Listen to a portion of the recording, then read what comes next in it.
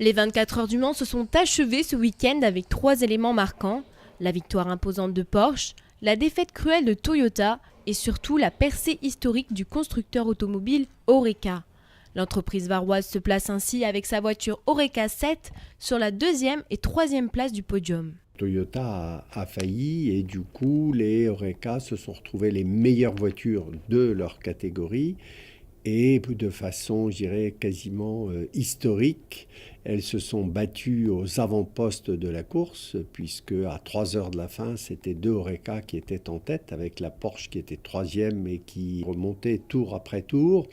Mais on a fait 3 heures en tête et pour se retrouver à la fin avec un podium extraordinaire, puisque c'était Porsche qui avait fini, évidemment, compte tenu de son surplus de puissance, à être devant, mais entouré sur le podium, sur la 2e et la 3e place, de 2 voitures Oreca, 2 châssis Oreca, fabriqués ici à Signes dans l'usine. Cette entreprise née en 1973 a dès le début été révélatrice de jeunes talents de la course automobile. Après avoir gagné de nombreux prix, elle arrive aujourd'hui au point culminant de son histoire. Mais l'objectif reste encore et toujours de persévérer pour devenir un incontournable de la course automobile. De continuer, je dirais, à essayer de gagner des courses un peu partout dans le monde et du coup d'en profiter pour vendre encore plus de voitures. Nous sommes en train de devenir un peu le constructeur de voitures de course numéro 1 dans cette catégorie. Et l'objectif clair dans les 3 années, c'est de devenir un peu un leader mondial dans les constructeurs de voitures de course.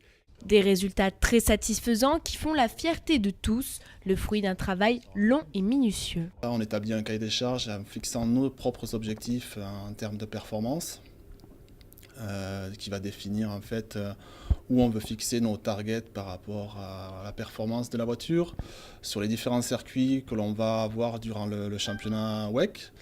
Et plus spécifiquement, après, on va développer un kit aérodynamique vraiment très spécifique pour le circuit des 24 heures du Mans parce qu'il a des spécificités assez particulières par rapport aux autres circuits que l'on rencontre durant la saison, puisqu'on atteint des vitesses de l'ordre de 330 km/h avec des grandes lignes droites que l'on n'obtient pas sur d'autres circuits. Donc c'est vraiment un travail d'une équipe avec des compétences très très spécifiques, très pointues dans les différents domaines que l'on peut avoir dans l'automobile. Malgré cette performance, Oreca ne compte pas se reposer sur ses acquis.